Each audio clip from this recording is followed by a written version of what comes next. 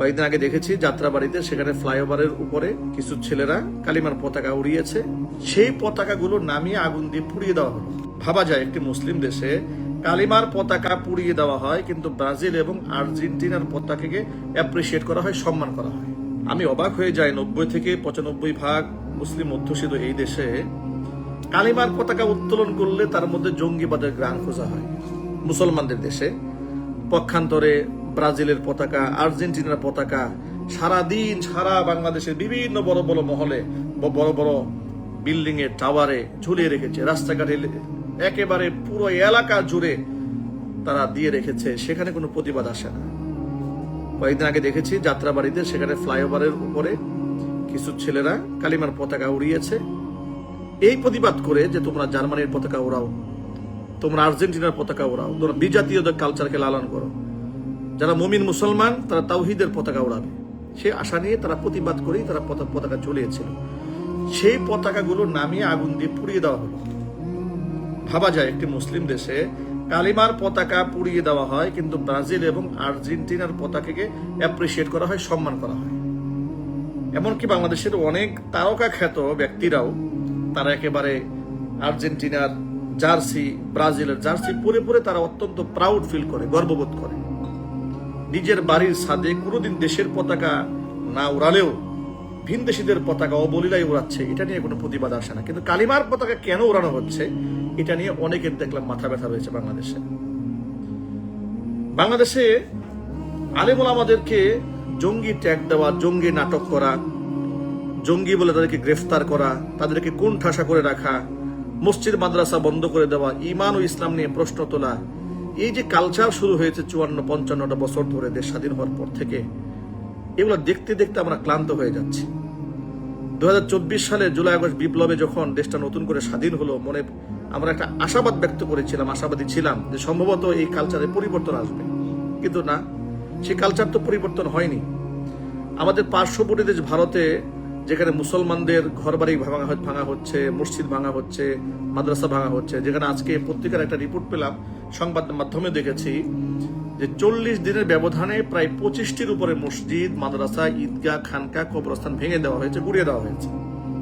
আমাদের পাশের দেশ ভারতে, যে পাশের দেশ ভারত সরকার রাষ্ট্রীয় বাহিনীর তদারকিতে সেখানে মসজিদ ভেঙে দিচ্ছে, মাদ্রাসা গড়িয়ে দিচ্ছে, কবরস্থান গড়িয়ে দিচ্ছে, খানকা গড়িয়ে দিচ্ছে, মাজার গড়িয়ে দিচ্ছে, ঠিক এই মুহূর্তে বাংলাদেশের তথাকথিত কিছু এমপি মন্ত্রী জাতীয় সংসদে দাঁড়িয়ে ভারতের প্রশংসা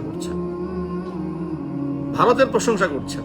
যে ভারত আমাদের প্রতিবেশী, স্বামী স্ত্রীর সম্পর্ক ছিন্ন হয়ে যেতে পারে, কিন্তু প্রতিবেশী সম্পর্ক কখনো ছিন্ন হতে পারে না। মানুষ কতটা নিমুখ হারাম হলে, মানুষ কতটা বেহায়া হলে এবং আত্মমর্যাদাহীন হলে, কত নির্লজ্জ হলে, কতটা ব্যক্তিত্ব শূন্য হলে জাতীয় সংসদের মতো জায়গায় দাঁড়িয়ে তারা সরাসরি ঠিক ওই মুহূর্তে ভারতের প্রশংসা করে, যে মুহূর্তে ভারত বাংলাদেশে তাদের জনগণকে পুশ করে দিচ্ছে, জোরপূর্বক পুশিং করে দিচ্ছে, ঠিক ওই মুহূর্তে তাদের প্রতিবাদ না জানিয়ে তারা স্বামী স্ত্রীর সম্পর্ক ছিন্ন হতে পারে, কিন্তু ভারতের সাথে সম্পর্ক ছিন্ন হতে পারে না বলে এদেশের কিছু মন্ত্রী, এমপি তারা সংসদে দাঁড়িয়ে কথাবার্তা বলছে। আমরা ঘৃণা ভরে এই সমস্ত মন্ত্রীদের বক্তব্যকে প্রত্যাখ্যান করছি এবং তীব্র প্রতিবাদ জানাচ্ছি।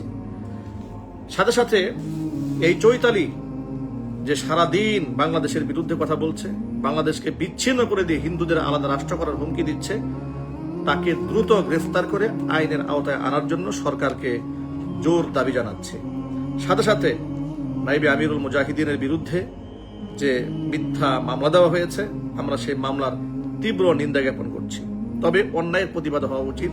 স্লিপ অফ টাং, মানুষ মাত্র ভুল হতে পারে, তিনি হোক পীর কিংবা আলেম, আমার দ্বারাও ভুল হতে পারে, ভুল হওয়াটা স্বাভাবিক একটা বিষয়, কিন্তু সেটার প্রসেস এটা নয় যে তাকে আপনি মামলা দিয়ে তাকে মানুষের সামনে লাঞ্ছিত, অপমানিত করবেন, এটাও কোনো সঠিক প্রসেস নয়। প্রতিবাদ হতে পারে ভিন্ন আঙ্গিকে। আজকে আমরা যে প্রসঙ্গে কথা বলবো সেটা হচ্ছে, যে জমিয়ত নেতারা দাবি করেন, জোর গলায় বলেন যে আমরা সরকারের একটা অংশ, আমার প্রশ্ন হচ্ছে, যদি আপনারা সরকারের অংশই হয়ে থাকেন, তাহলে ছাত্র জমিয়ত নেতা হাফেজ আজিজুর রহমান নাইমকে 16 বছর, 17 বছর কিংবা 20 বছর কারাবরণ করানো হলো।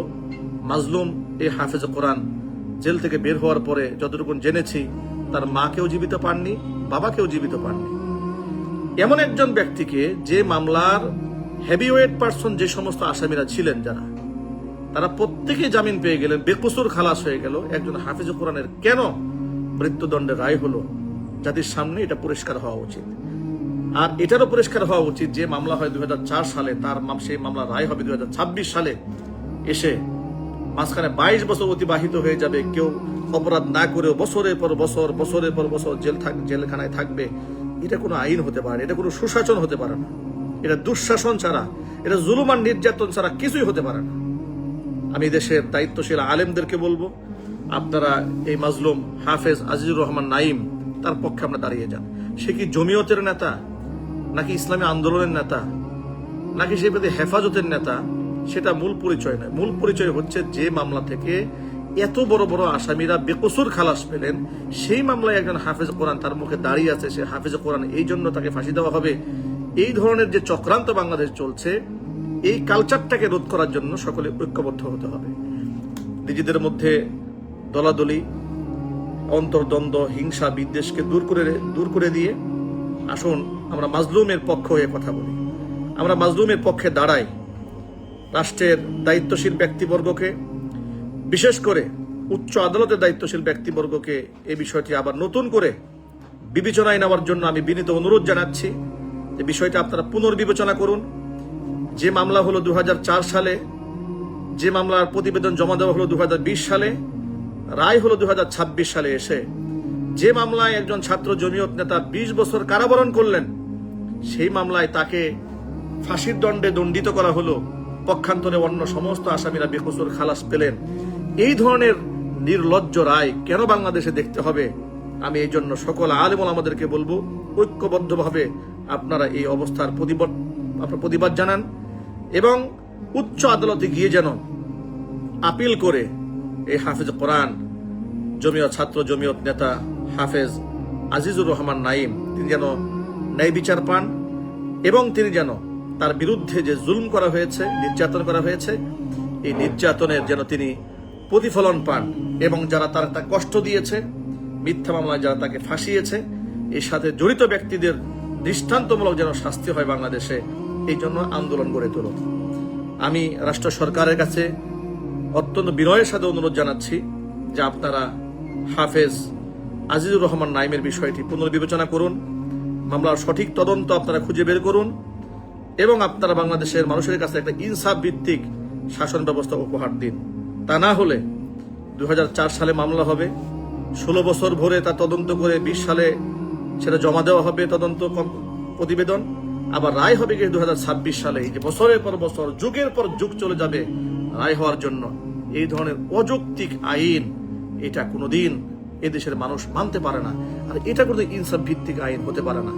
এই জন্য সকল ভাইদেরকে এই আওয়াজ তোলা উচিত, আমরা ব্রিটিশদের তৈরিকৃত এই আইনের প্রতি আমাদের আস্থা নেই, বিশ্বাস নেই। যদি আমরা ইনসাফ কায়েম করতে চাই, তাহলে শরঈ আইনের বিকল্প কোনো রাস্তা নেই। আল্লাহর আইন দিয়ে, কোরআন দিয়ে, সুন্নাহ দিয়ে রাষ্ট্র সমাজ যদি পরিচালিত না হয়, তাহলে ধর্ষণের সঠিক বিচার হবে না, খুনের সঠিক বিচার হবে না, জুলমের সঠিক বিচার হবে না, এমনকি দুর্নীতিরও সঠিক বিচার হবে না। এই জন্য আল্লাহর জমিনে আল্লাহর দ্বীন কায়েমের জন্য, কোরআন সুন্নাহ ভিত্তিক রাষ্ট্র পরিচালনার জন্য দল মত নির্বিশেষে সকল দিনদার ভাইদের ঐক্যবদ্ধ একটি প্ল্যাটফর্ম দরকার। আসুন আমরা ঐক্যবদ্ধ হই। মহান আল্লাহ রাব্বুল আলামিন আমাদের সকলকে ঐক্যবদ্ধ হয়ে কাজ করার তৌফিক দান করুন। আমিন। আসসালামু আলাইকুম ওয়া রাহমাতুল্লাহি ওয়া বারাকাতুহু।